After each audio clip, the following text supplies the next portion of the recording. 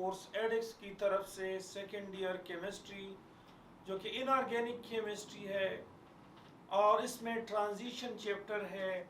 Transition जो element होती है उसकी डिफिनीशन हमने पहले आपके सामने पेश की थी फर्स्ट लेक्चर में कि ट्रांजिशन एलिमेंट किसको कहते हैं, ये कितने किस्म के होते हैं। उसमें टिपिकल और नॉन टिपिकल ट्रांजिशन एलिमेंट, इसमें आपके पास इनर ट्रांजिशन एलिमेंट जो ए ब्लॉक के होते हैं और आउटर ट्रांजिशन जो कि डी ब्लॉक के होते हैं, इसको हमने पहले एक्सप्लेन किया था। आज हम first series of transition element के electronic configuration, variable oxidation state and catalyst उसको एक्सप्लेन करते हैं।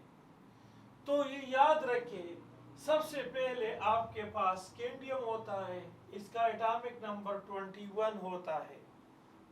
अब देखिए यहाँ पर 3d में 1 और 4s में 2 इलेक्ट्रॉन आते हैं अगर आप इसकी इलेक्ट्रॉनिक कन्फिगरेशन कर ले।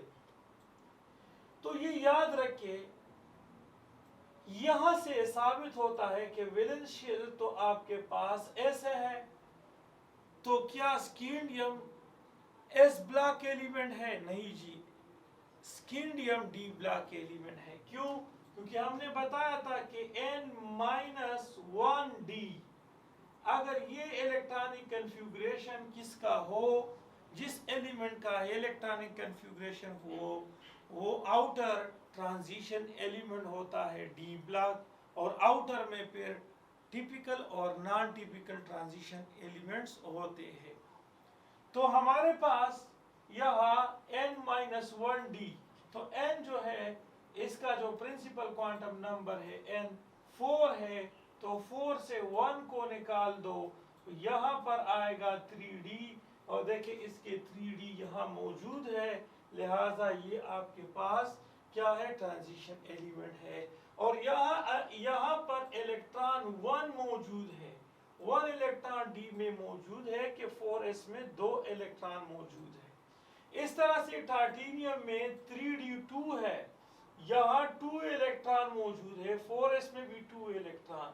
यहाँ ऑर्बिटल देखें, आप देख रहे हैं कि यहाँ पर अनपेयर इलेक्ट्रॉन है और एम्प्टी ऑर्बिटल है, और जिसमें एम्प्टी ऑर्बिटल हो और अनपेयर्ड इलेक्ट्रॉन हो, ऐसे ट्रांजिशन डी ब्लॉक एलिमेंट या ए ब्लॉक एलिमेंट को पार्शियली फिल्ड ट्रांजिशन एलिमेंट्स कहलाता है। ये ट्रांजिशन एलिमेंट्स है पार्शियल फिल्ड, एटॉमिक ऑर्बिटल हो या कैटायनिक फॉर्म में हो, वो पार्शियली फिल्ड होते हैं, जिसमें के ऑर्बिटल एम्प्टी हो या फिर ऑर्बिटल अनपेयर्ड हो। इस तरह से विनीडियम में 3d में आपके पास है 3 इलेक्ट्रॉन और 4s में 2 इलेक्ट्रॉन। लेकिन यहाँ पर इर्रेगुलरिटी आ जाती है, एबनॉर्मेलिटीज आती है क्रोमियम में, क्योंकि क्रोमियम में यहाँ पर 4s2 होने चाहिए और यहाँ 3d4 होना चाहिए। लेकिन देखिए 4s और 3d की स्लेटर रूल्स के मुताबिक यहाँ पर एनर्जी डिफरेंस जो है बहुत बहुत कम होता है या ना होने के बराबर होता है। यहाँ पर n+l रूल्स लागू नहीं होता है। n+l रूल जो है वो याद रखिए, वो जिसका एटॉमिक नंबर 20 तक होता है वो रूल्स लागू होता है। अब देखिए, यहाँ से एक इलेक्ट्रॉन ट्रांसफर होके यहाँ पर आएगा, और जब यहाँ से एक इलेक्ट्रॉन यहाँ पर आएगा तो ये देखिए ये स्टेबिलिटी गेन करेगा, क्योंकि डी में कितने इलेक्ट्रॉन हो गए, हाफ फिल्ड, तो फुल फिल और हाफ फिल मोर स्टेबल होते हैं।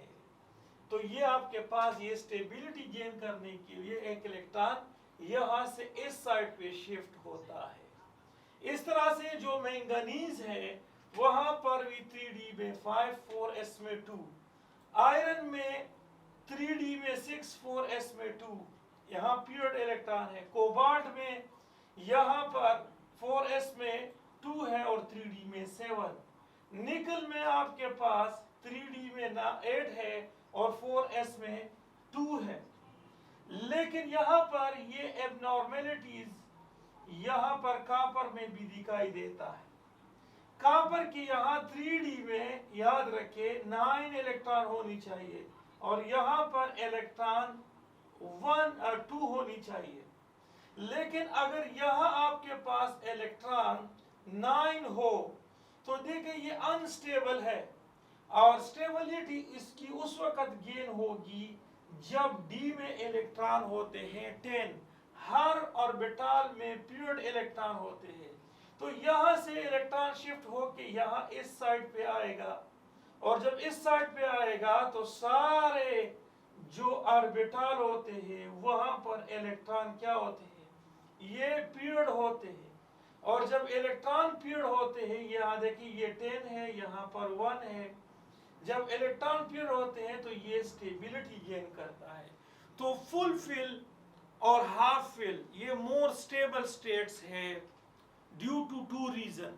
एक होता है, इसमें ये याद रखिए, maximum exchange energy.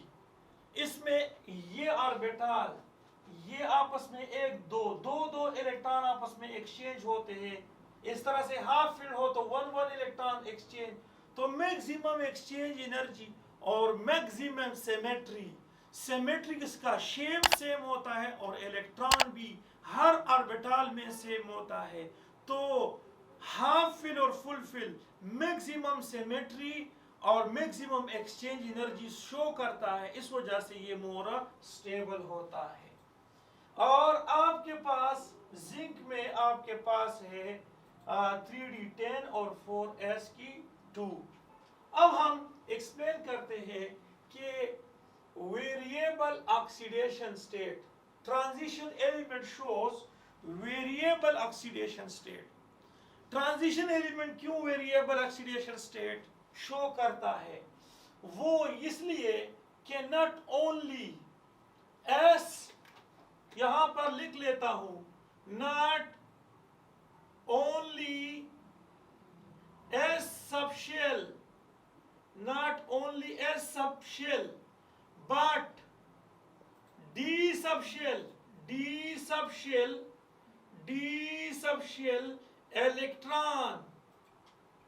electron participate in bond formation, participate in bond formation, therefore it shows variable oxidation state। देखिए इसमें एनर्जी डिफरेंस नहीं है, तो यहां आपके पास अगर स्कैंडियम है तो स्कैंडियम डाइक्लोराइड भी बन सकता है। और अगर ये 2 इलेक्ट्रॉन के साथ साथ एक ये वाला इलेक्ट्रॉन भी शामिल करे तो स्कैंडियम ट्राइक्लोराइड भी बन सकता है। अब देखिए यहां पर आपके पास -1, इसको इसके साथ मल्टीप्लाई कर दो तो -3 को मसावात के इस साइड पे लेके आओ +3, तो यहाँ स्कैंडियम पे +3। लेकिन यहाँ आप देखिए -1 को 2 से मल्टीप्लाई कर दो -2 को मसावात के इस साइड पे लेके आओ +2, तो स्कैंडियम पे +2 चार्ज आता है। यानी स्कैंडियम 2 किस्म के कंपाउंड बना सकता है। एक इसमें यह है कि +2 ऑक्सीडेशन स्टेट हो, दूसरा में +3 ऑक्सीडेशन स्टेट हो सकता है। तो ये याद रखिए आपके पास यहाँ ऑक्सीडेशन स्टेट +2 भी हो सकता है और +3 भी हो सकता है। इसका मतलब ये है कि transition element shows variable oxidation state because not only a subshell electron but d subshell electron also participate in bond formation, therefore it shows variable oxidation state। अब अगर टाइटेनियम देखें, अगर टाइटेनियम कंपाउंड बनाते हैं तो इसमें +2, ये देखिए +2 ऑक्सीडेशन स्टेट, +2 के साथ एक और ऐड कर दो तो +3, ऐसा कंपाउंड बना सकता है जिसमें टाइटेनियम का ऑक्सीडेशन स्टेट 3 होता है। ऐसा कंपाउंड बना सकता है जिसमें टाइटेनियम का ऑक्सीडेशन स्टेट 4 होता है। तो देखिए ये 2, ये साथ शामिल कर दो तो 3, ये शामिल कर दो तो 4। इस तरह से विनीडियम आपके पास है +2 ये देखिए 2 इलेक्ट्रॉन इन्वॉल्व होते हैं।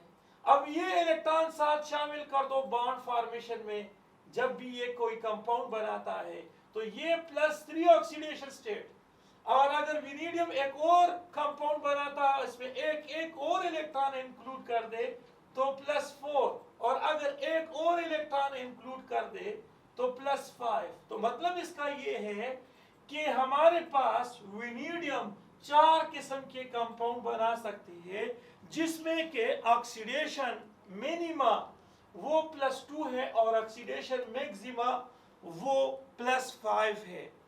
और जहां ऑक्सीडेशन मैक्सिमा होता है वो याद रखिए वो ऑक्सीडाइजिंग एजेंट होता है, और अगर ऑक्सीडेशन मिनिमा होता है तो वो रिड्यूसिंग एजेंट होता है, जो कि इंशाल्लाह बाद में बताऊंगा। और अगर इंटरमीडिएट ऑक्सीडेशन है तो वो ऑक्सीडाइजिंग एजेंट और रिड्यूसिंग एजेंट दोनों हो सकते हैं। अब यहां पर क्रोमियम में +1, फिर अगर ये शामिल होता है इलेक्ट्रॉन बॉन्डिंग में तो फिर +2, अगर ये इलेक्ट्रॉन भी बॉन्डिंग में शामिल होता है तो फिर +3, अगर ये शामिल होता है तो फिर +4, अगर ये वाला शामिल होता है तो 5, और अगर ये लास्ट वाला शामिल होता है तो +6। तो यहां आपके पास 1 2 3 4 5 6 किस्म के कंपाउंड क्रोमियम बना सकता है, लेकिन नेचर में इसके सिर्फ 3 किस्म के कंपाउंड मौजूद है। बना सकते हैं 6 किस्म के, क्योंकि वेरिएबल ऑक्सीडेशन स्टेट्स है, मुख्तलिफ कंपाउंड में मुख्तलिफ ऑक्सीडेशन स्टेट्स होता है, और ये आपके पास स्टेबिलिटी गेन करता है क्योंकि इसके डी में जो है हाफ फील्ड है, और हाफ फील्ड हो तो इस वजह से यहाँ ये transition element more stable state होता है। ये रेजिस्टेंस शो करता है फॉर द कोरेशन के लिए रेजिस्टेंस शो करता है। क्यों शो करता है? कि क्योंकि ये स्टेबल होता है, इसकी स्टेबिलिटी बहुत ज्यादा होती है, ये याद रखिए। अगर स्टेबिलिटी ज्यादा होते हैं तो ये बॉन्ड पार्टिसिपेशन में भी हिस्सा इतना नहीं ले सकता। तो अब देखिए मैंगनीज जो है यहाँ पर हाफ फील्ड है, तो यहाँ पर +2, फिर ये शामिल कर दो, अगर ये बॉन्डिंग में हिस्सा लेते +3, अगर ये तो ये +4, अगर ये लेता है तो +5, अगर ये लेता है तो +6, और अगर ये लेता है तो ऑक्सीडेशन स्टेट +8 होता है। ये वेरिएबल ऑक्सीडेशन +7 होता है। तो मैंगनीज का सबसे ज्यादा होता है, ये सबसे ज्यादा ऑक्सीडेशन स्टेट है, लेकिन सबसे ज्यादा ऑक्सीडेशन स्टेट ओस्मियम का है जो कि +8 है। पूरे पीरियोडिक टेबल में ओस्मियम का ऑक्सीडेशन स्टेट +8 है, मैंगनीज जो है उसका +7 है। अब यहां पर आयरन देखिए, आयरन ये 2 इलेक्ट्रॉन बॉन्डिंग में हिस्सा लेते तो कंपाउंड बनाएगा फेरस क्लोराइड, यानी इस तरह से ये बनाता है फेरस क्लोराइड। यहाँ -1 इसको इसके साथ मल्टीप्लाई कर दो, -2 को मसावात के इस साइड पे लेके आओ +2, तो आयरन पे +2 चार्ज आता है। अब ये एक इलेक्ट्रॉन और ऐड करता है, तो अब देखिए फेरक क्लोराइड, यहाँ -1 -3 को मसावात के इस साइड पे लेके आओ +3, तो यहाँ पर आपके पास +3 भी हो सकता है, जो कि नेचर में दोनों मौजूद है, +2 और +3। अब यहाँ आप देखें +2 ये 3 4 भी है, +4 oxidation state, +5 oxidation state, +6 oxidation state, ये 6 ऑक्सीडेशन स्टेट। और डी में जब इलेक्ट्रॉन यहाँ पर पेयर्ड होते हैं तो ये इसकी अपनी नेचुरल प्रॉपर्टी है कि ये फिर बॉन्डिंग में हिस्सा नहीं लेता है। तो अब देखिए यहाँ पर आपके पास +2, एक ये शामिल कर दो तो +3, एक ये शामिल कर दो तो +4, +2 +3 +5। अब यहाँ पर ये +2 है, +3 +4, यहाँ आपके पास अगर ये दोनों इलेक्ट्रॉन यहाँ तो +2 और ये +3। लेकिन अगर ये दोनों इलेक्ट्रॉन यहां पर हो, यहां पर, तो यहां पर +1 भी आ सकता है, और जिंक पे सिर्फ +2 आता है। तो जिंक जो है वो नॉन टिपिकल ट्रांजिशन एलिमेंट है, क्योंकि इसका वेरिएबल ऑक्सीडेशन स्टेट नहीं होता है। तो ये है आपके पास क्या, वेरिएबल ऑक्सीडेशन स्टेट्स है। अब हमने जाना है कि ये जो वेरिएबल ऑक्सीडेशन स्टेट्स है, इसके साथ साथ ये एक्ट करता है बतौर कैटलिस्ट। ये बतौर कैटलिस्ट काम करता है। देखिए क्या और किस तरह से ये बतौर कैटलिस्ट काम करता है। देखिए हमारे पास, गौर से देखिए, हमारे पास ट्रांजिशन एलिमेंट के कंपाउंड हो, ट्रांजिशन एलिमेंट हो या उसके कंपाउंड हो, या उसके कंपाउंड हो या एलिमेंट हो, तो वो बतौर कैटलिस्ट काम करता है। ये क्यों? क्योंकि ट्रांजिशन एलिमेंट या कंपाउंड में क्या है, वेरिएबल ऑक्सीडेशन स्टेट है, और वेरिएबल ऑक्सीडेशन स्टेट्स को वेराइटी ऑफ एक्टिव साइट्स कहते हैं, और वेराइटी ऑफ एक्टिव साइट्स को हम क्या कहते हैं, टीथ ऑफ की के दांत कहते हैं, टीथ ऑफ की के दांत कहते हैं। और की के जितने ज्यादा दांत होते हैं, सो वो क्या करता है, ओपन करता है, ओपन द बॉन्ड या लूज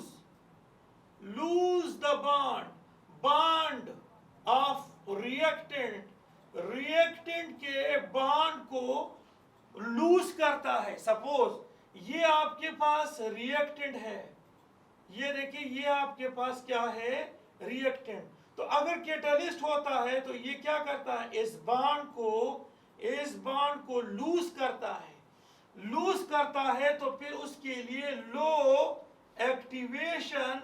लो एक्टिवेशन एनर्जी रिक्वायर्ड होती है। अब अगर हम कैटलिस्ट इस्तेमाल करते, दूसरा, ये जो ट्रांजिशन एलिमेंट है इसके लार्ज स्पेस होता है, सरफेस एरिया बहुत ज्यादा है, कांटेक्ट एरिया बहुत ज्यादा होता है, क्योंकि इसमें s ऑर्बिट और d ऑर्बिट शामिल होते हैं, तो लार्ज कांटेक्ट एरिया होता है। इस वजह से ये इंटरमीडिएट कंपाउंड भी बना सकता है, जिससे बाद में कंपाउंड बन जाता है।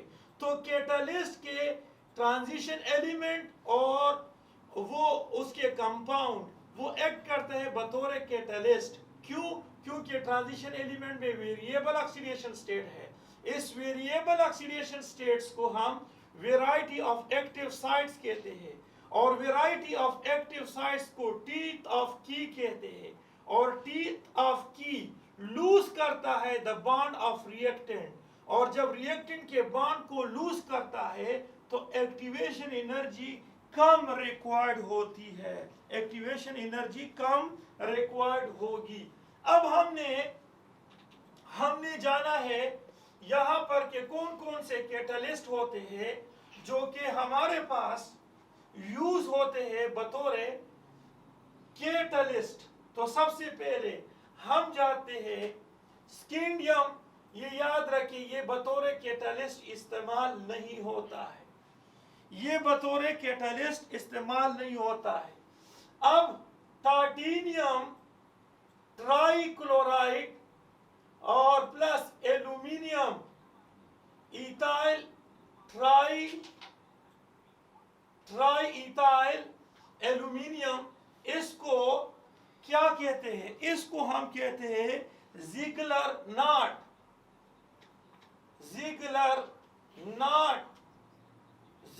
नाटा कैटलिस्ट कहते हैं। और जिगलर नाटा कैटलिस्ट जो है ये हमारे पास इस्तेमाल होता है,